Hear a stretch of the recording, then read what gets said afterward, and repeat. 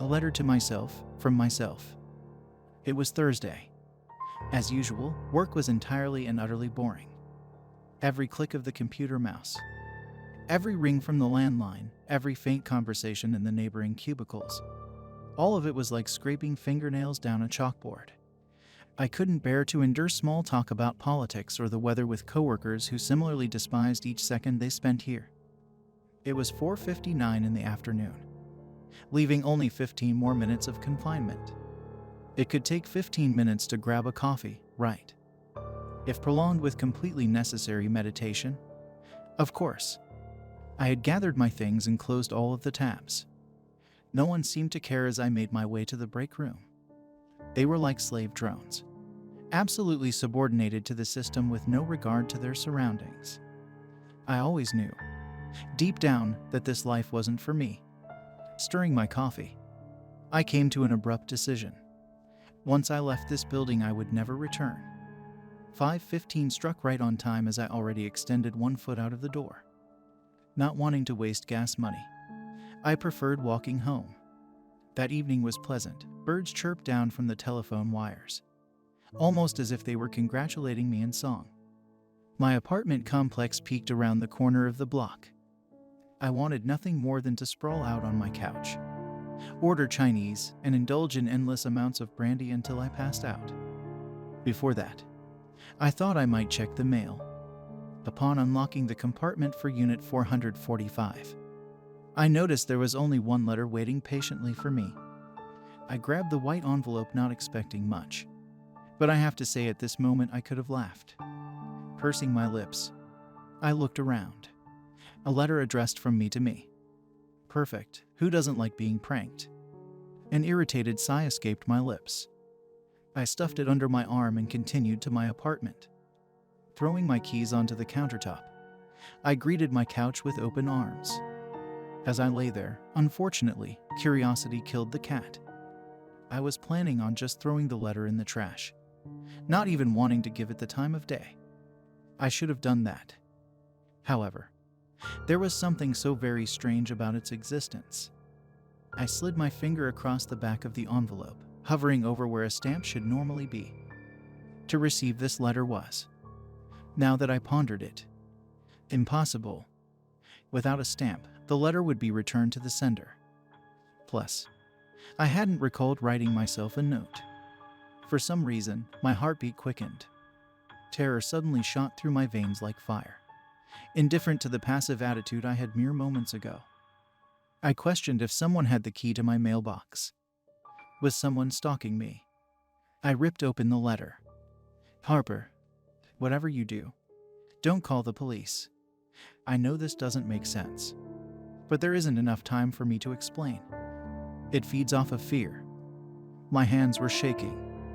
The panic turned into anger. Whoever the hell was messing with me was going to be pounded into a pile of shit once I found out. I came to one conclusion, and it was that my youngest brother must think he's won Comedian of the Year. Furiously, I dialed his number. Hey, asshat. How about I shove this letter where the sun don't shine? Would you like that? Well. What are you on about? Don't play dumb. Seriously. Michael, I haven't got time for this.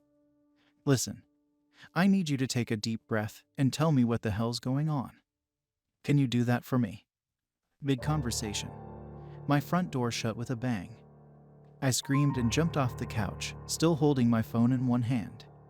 Harper, what was that? Are you okay? I gotta go. I forced myself to be reasonable. No one entered my unit or else I would have seen them, but someone was listening. A stalker, obviously teasing me, playing with its prey like a toy. Since they have a key to my apartment, I knew I needed to leave as soon as possible. It wasn't safe there. I ran to my door, checking the peephole. The hallway was empty. Never in my life had I packed so fast, only taking some clothes, money, and my cell. I planned to go to my brother's an hour away in the countryside. My sweaty hand idly held the doorknob. I refused to open it. What if they were still in the hallway just out of sight? What if they were inside my home and I didn't realize? I backed up against the wall, losing my self-control. I instinctively called the police. Once they scoped out the area, then I would feel much more at ease. Within 10 minutes, 2 officers arrived. They knocked on my door and I practically whipped it open, holding back tears. I sputtered out my situation through a vomit of hardly decipherable words. There's a psycho who has the key to my apartment and mailbox. They put this letter in it today pretending to be me. Please help.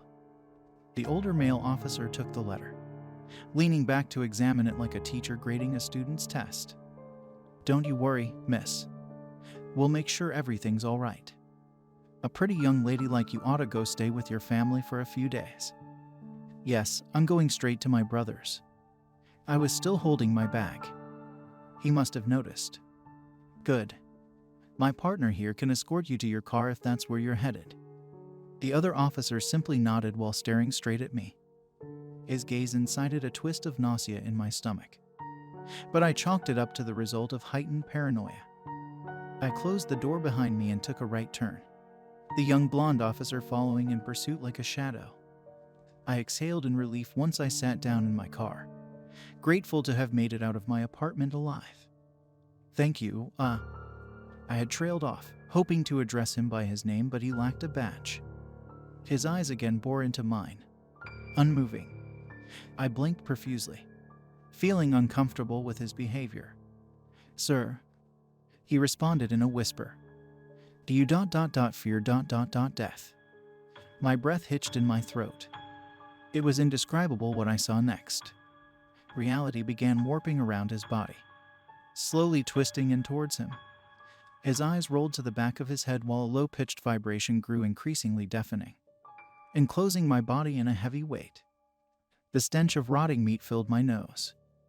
It was too much for me to handle at once.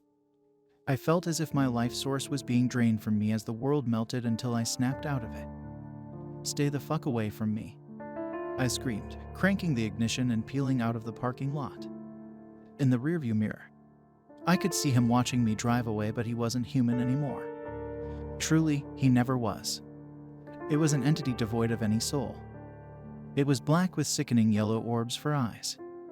Its form was abstract, like a child's messy drawing of a scary monster. And worst of all, I knew it wanted to kill me. I drove for about 35 minutes before the engine blew. It's been an hour since I started writing my story. Here is evidence. As I look out the window now, reality is chipping away like dried paint, leaving gaps of emptiness. I don't know how, but the trees are losing their color. It must mean it's close by, growing stronger by extracting the life out of all living things. The only remnant of civilization I encountered was a post office maybe half a mile south. I'm scared that if I stay here too long it will consume me. It's risky, but I think I have a plan. If I write a warning letter to myself, from myself, it should return to my address. Maybe then God will spare me.